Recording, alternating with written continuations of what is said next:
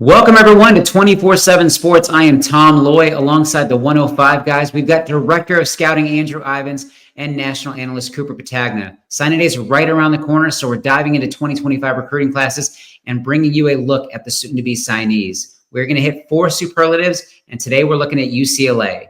The Bruins currently have the number 34 ranked recruiting class in 2025, and there are 18 commits set to play for head coach Deshaun Foster. Andrew, we will start with you. Early draft pick potential, somebody with elite traits now who might hear their name called in the NFL draft in a couple years. Tom, you said the word traits, and that's definitely Epi Centinelli, our number 10 ranked edge rusher, number 9 player in the state of California. I was at the Broward Showcase back in August. St. John Bosco comes across the country. Teams from coast to coast were there. I thought Epi Centinelli kind of stole the show. That was a guy where I left the event being like, whoa, who is this dude? Need to study him. And he rose in the rankings, 6'0", 4'4", 215 pounds, 4'4", in the short shuttle. And this is the big one, 7'2" in the L drill that really translate to front 7 defenders when we're talking about Sundays. Not a ton of sack production to date, but he has all of the traits you want to bake into a difference maker on the edge. Look, UCLA churned out a first rounder pass rusher last year, and Le'e Latu. They got another one potentially in Epi Centinelli. Both those guys also have a rugby background, so easy one for me here with Epi. Yeah, shout out to the man Le'atu Latu there, Drew. But I have to go the same direction here. The only top 247 representation for the UCLA Bruins and Deshaun Foster. But you think about St. John Bosco defenders. Last year it was kind of Kingston Viliamu-Asa, a guy that played linebacker as an off-ball defender. Centinelli, obviously a guy that's going to be on ball, but the way that they move is so similar. You talk about the bend, the suddenness, the proactive pass rushing ability as well. You talk about guys that are so highly instinctual, and you mentioned that rugby background. These guys have been playing football for a long time, and you can see that showing up. So not only are you thinking about a guy that sure can potentially materialize into day 2, day 3 NFL draft choice, but certainly going to set up to be able to make an impact in Big Ten pretty immediately as well. I'm actually going to go a different route. I'm going to go with running back Carson Cox. Big fan of this talented guy. He's a guy that's produced at a high level. He's got over, I think, 1,200 yards so far this year, 30 scores. He's going to have a nice college career, and I actually see him playing for a very long time after his time at UCLA. I'm a big fan of Carson. Day 1 impact, a guy who's going to see the field early and often. Cooper, who do you got, man?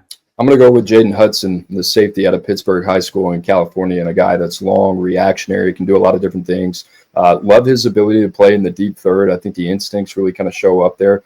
But he also has the ability to come down, play closer to the line of scrimmage, play some man-to-man coverage as well. So the instincts in the air really kind of pop out. But you talk about the fluidity, very little wasted motion. And I just talked about it with Centinelli, talking about a front 7 defender. But these guys that play fast, that's kind of Jaden Hudson as well. We'll get to see him in San Antonio at the All-American Bowl here in a couple weeks, so excited to see him. But he certainly seems like somebody that could get on the field early. Yeah, I love that pick, Cooper, and I am excited to see him in one-on-ones there in the Alamo Dome. Hey, can he man up and cover some of the nation's top wide receivers? You know, he was a guy that was on the scene early. We were hot, kind of cold, and you turn on what he has done as a senior. I'm back kind of warm on Jaden Hudson. For me, Tom, I'm going to take your guy, running back Carson Cox here. Bruins are going to lose TJ Harden after this season, or he's expected to come back in 2025, but they will lose their number 2 and number 3 running backs. I think Carson Cox is a guy that can step in right away and give them some meaningful carries. Love the total package with him. I think he has 3-down capabilities. He's got the burst. He's got the agility, creativity, vision. He's got multiple hurdles of would-be tacklers on the senior highlight tape. I suggest everyone check that out. Makes defenders miss when he gets into that second level. You said it, Tom. 1,200 yards, 27 rushing touchdowns through 12 games as a senior at Oak Hills. He's a potential riser for us before signing day. Really like him. You want these running backs with the arrows pointing up. Carson Cox is just that. Centinelli. I am going to go with the edge rusher named Epi. This is a bad dude. I think this is a guy who's going to step in right away and play immediately and actually help a ton. I was fired up about Kingston Viliamu-Asa coming out of Bosco, and I'm equally fired up about Epi Centinelli. I think he's going to be an immediate impact guy for the Bruins. Ivins, will come back to you for boom or bust, an intriguing guy who might outperform or potentially underachieve. Kind of a mystery. Who do you got, man? Man, well, I guess we're saying Epi's name wrong the entire time there. Have to correct that. I'm going to go with wide receiver J.C. Brown here. Excuse me.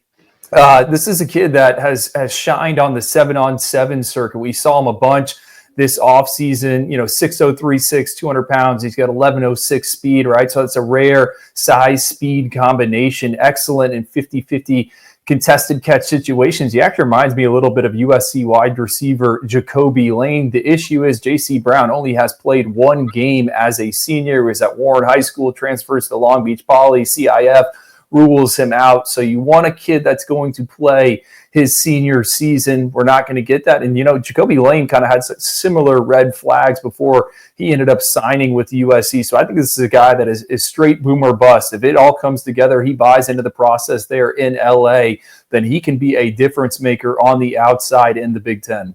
Yeah, I'm going to go with a quarterback in a very similar situation. Madden Imaliava at Long Beach Poly only played in one game this season. But as a junior, Drew, 11-3, and you look at him, the younger brother of Nico Imaliava, the starter for the Tennessee Volunteers. This guy's got a lot of physical traits that you seek at the quarterback position. He's mobile. He can throw on the run. Talking about an elastic arm, can get the ball out from a variety of angles. So he's going to be a pretty interesting case study. You talk about quarterbacks and these guys needing reps, missing the senior season. It's going to be tough, but I don't think he's going to be in a situation in LA where he's going to have to step in, be counted upon early. I think he'll be able to sit and develop as well. So I think a good spot for him, but just in terms of the variance of opinion, I think there are a lot of different takes out there on Madden Imaliava because we just don't quite know what to expect. These were the two guys that I was kind of going back and forth on, and they're teammates and going to be teammates. But I went with quarterback Madden Imaliava as well. Not sure how the quarterback's career is going to play out, but I do know he's extremely talented. He's smart. He's decisive with the ball in his hands, and he's been in the spotlight obviously for years, so he can handle it. But, and I do think he can do everything that Nico does, but, we'll see if it all kind of comes together because there's some question marks about him. Diamond in the rough, Cooper, give me a 3-star prospect who might surprise some people down the road and might even find himself drafted. Well, I don't know if he's a diamond in the rough, but Carson Cox seems to be the name that everybody likes, and I had him written down here as well. And a north-south strong runner kind of fits what Deshaun Foster wants to do in the Big Ten. The same with Eric Bieniemy. We know how he's used those backs in the past with the Kansas City Chiefs. This is a guy that can come in and I think just give you carries immediately. So the way that he's built, strong, lower body explosive as well, likes to get downhill in a hurry. I think that this guy is a perfect fit for UCLA and should be able to contribute quite early as well.